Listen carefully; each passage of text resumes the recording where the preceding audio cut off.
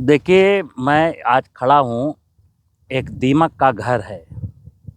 ये आपने ऐसा जंगलों में कई जगह सड़कों के किनारे देखा होगा।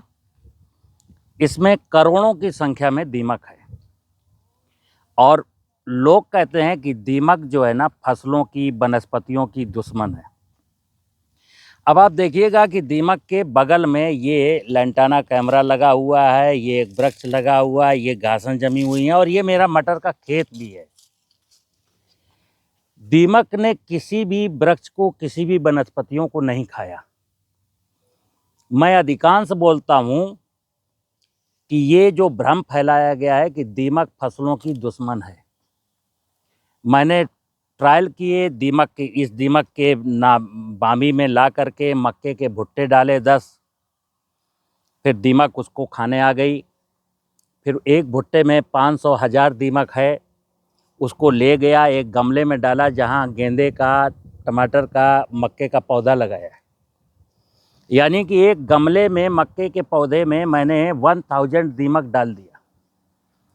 देखा क्या कि दीमक वहाँ से 2-3 दिन के बाद जब तक भुट्टा रहा, भुट्टे को तो खाती रही। जैसे भुट्टे का भोजन खत्म हुआ, दीमक वहाँ से माइग्रेट कर गई।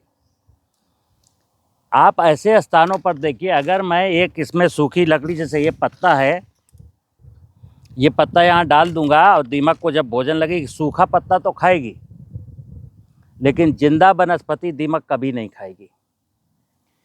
मित्र, एक प्रायोजित एजेंडा था बहुत पहले से।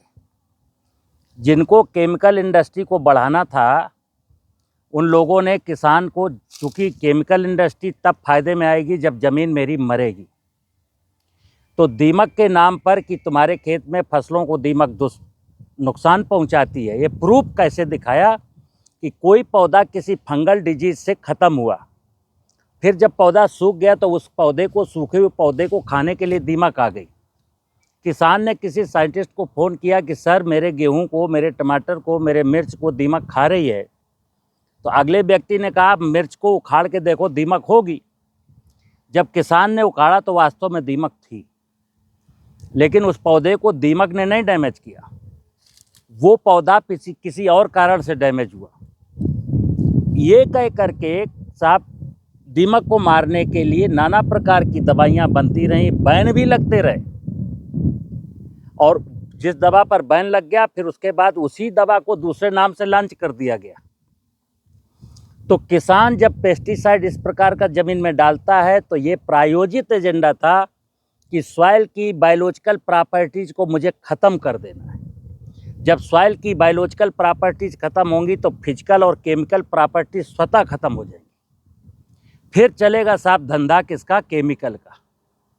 मैं किसान भाइयों से आगाह करता हूँ, निवेदन करता हूँ और अक्सर मैं कहता हूँ, खेती में 2 विषय हैं, अपना दिमाग और अपना श्रम। अगर हमने अपने दिमाग को किसी के हवाले गिरवी रख दिया तो फिर सत्यानाश है। यही आज हुआ है। हमारी ज़मीन वीक हो गई, ज़मीन के नीचे का पानी ख़त्म हो गया, ज़मीन के ऊपर की बायोडाइवर्सिटी ख़त्म हो गई, मेरी लागत बढ़ गई, मैं कर्ज में डूब गया और मैं खुद केमिकल खा करके अस्पताल की शरण में पहुंच चुका।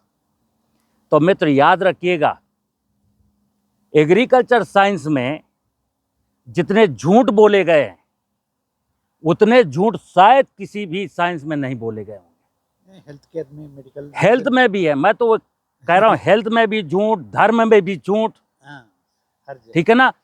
क्योंकि जब तक आम आदमी सत्य नहीं जानेगा तब तक किसी की दुकान, अगर हम सत्य से परिचित है, देश की 140 करोड़ आवाम सत्य से परिचित है, तो किसी की दुकान नहीं चलेगी। अच्छा दुकान चलना चाहिए, है ना?